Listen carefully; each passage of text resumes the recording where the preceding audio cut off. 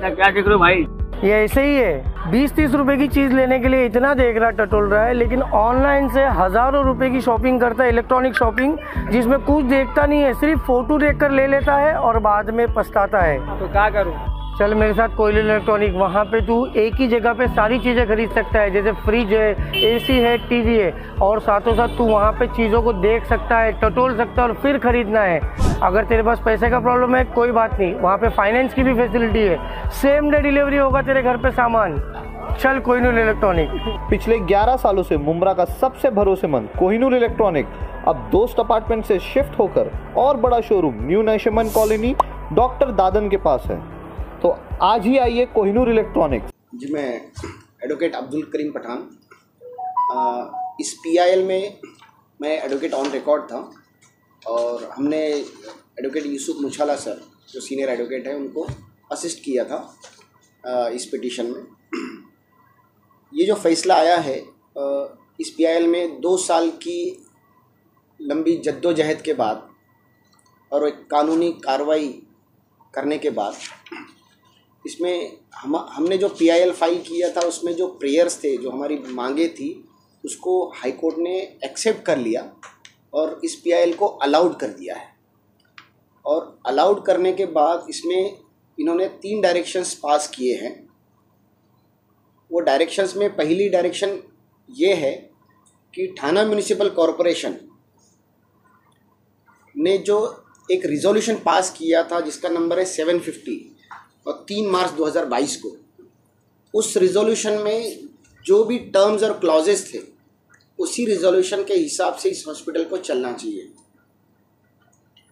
उसमें कोई भी बदलाव नहीं होनी चाहिए। दूसरी बात, दूसरा डायरेक्शन दिया है कि इस हॉस्पिटल को जो पब्लिक प्राइवेट पार्टनरशिप इस मॉडल पे चलाया जा रहा था, तो इसको एक प्रॉफिट मेकिंग हॉस्पिटल ना रखते हुए, जो पहले था कि सिर्फ ऑरेंज और येलो राशन कार्ड होल्डर्स को ही फ्री मेडिकल सर्विसेज मिलेंगी, अब उस पॉइंट को हटाकर, उस जो क्लॉज को हटाकर हाई कोर्ट ने ये कहा है कि जिनके पास ऑरेंज और येलो राशन कार्ड नहीं भी होंगे, ऐसे गरीब लोग जो हैं उनको भी फ्री मेडिकल सर्विसेज इस हॉस्पिटल में मिलेंगी और उसका पूरा खर्च थाना म्यूनिसिपल कॉरपोरेशन उठाएगी। और तीसरी बात ये थी, गाइडलाइन उसमें डायरेक्शंस ये दिया है कि 2008 से लेकर 2000 अब तक के 2023-24 तक के इन 15 सालों में इस हॉस्पिटल को बुनियाद रखने से लेकर उसको खड़ा होने तक के, और उसका जो पहला बजट था 10 करोड़ का, 10 करोड़ से लेकर अब जो 160 करोड़ के आसपास जो उस पर खर्च हुआ है, और इतना खर्च होने के बावजूद वो हॉस्पिटल शुरू नहीं हो रहा था, फंक्शनल नहीं हो रहा था। लेकिन ये PIL डालने के बाद थाना म्यूनिसिपल कॉरपोरेशन हरकत में आई और जब उन्हें लगा कि कोर्ट का हमें एक ऑर्डर आ सकता है, तब जाकर इन्होंने इस हॉस्पिटल पर और ध्यान देना स्टार्ट कर दिया।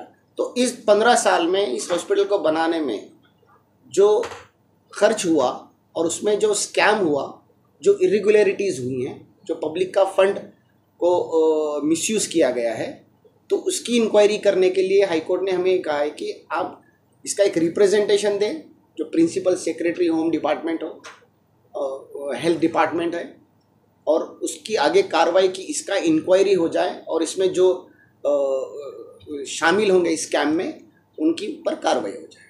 ये डायरेक्शंस पास की।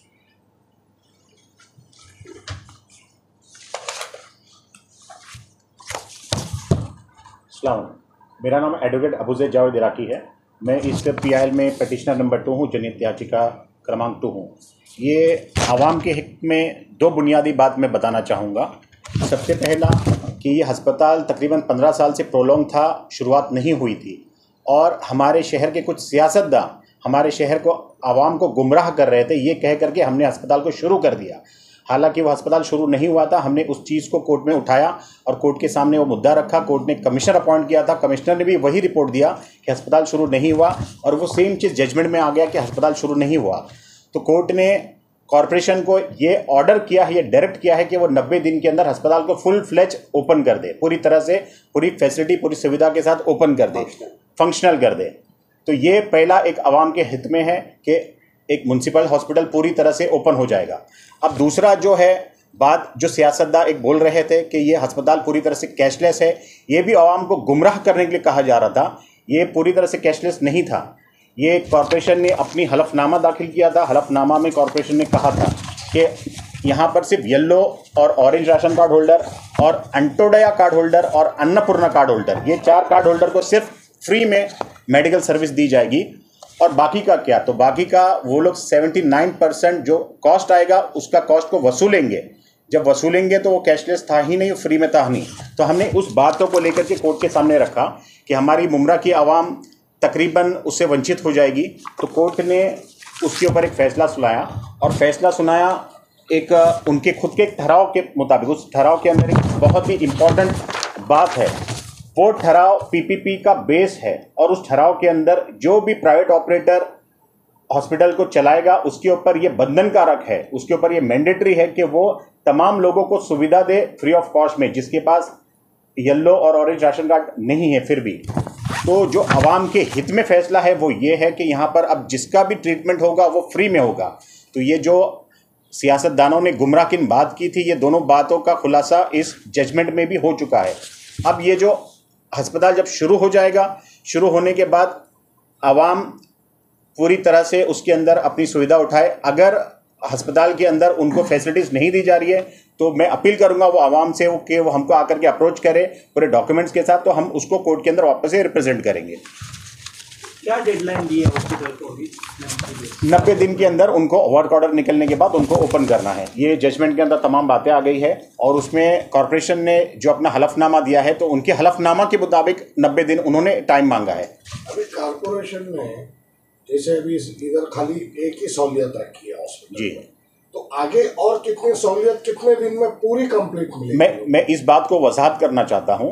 ये जैसे पॉलिटिशियन और कॉरपोरेशन कह रहे थे कि हमने अस्पताल को ओपन करके कुछ सहूलियत शुरू कर दिया है, हमने उस चीज़ को कोर्ट के अंदर डिफेंड किया और बताया कि अस्पताल के अंदर कोई सहूलियत ओपन नहीं हुई है। जो एक पहले से मौजूद मुमरा मैटरनिटी सेंटर और MM वैली का UPSC सेंटर, वो 2 मुख्तलिफ जगह पे मौजूद था, वो यहाँ पर लाके सिर्फ शिफ्ट किया गया है।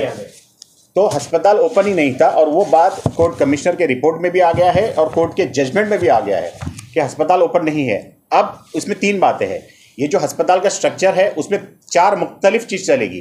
पहला एक मुमरा मैटरनिटी होम जो खुद मुख्तार होगा, जो थाना म्युनिसिपल कॉरपोरेशन अपने अधीन चलाएगी।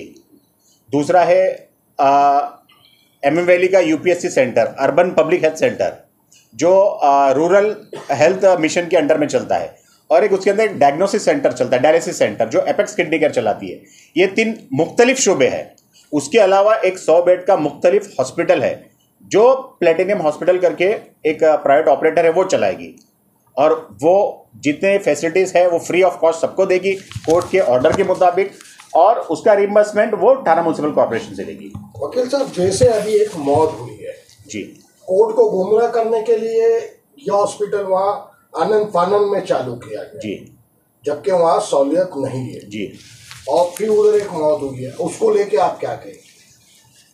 ये जो अस्पताल के अंदर लोग कह रहे थे कि अस्पताल के अंदर मौत हुई है, ये बात भी गलत है। उसकी वजह ये है कि ये अस्पताल शुरू ही नहीं हुआ है और जो मौत हुए हैं वो Mumbra maternity centre, Mumbra maternity home के अंदर हुई है, जो ये 100 बेड अस्पताल का हिस्सा नहीं है, जो हमारे जनहित याचिका का भी हिस्सा नहीं था।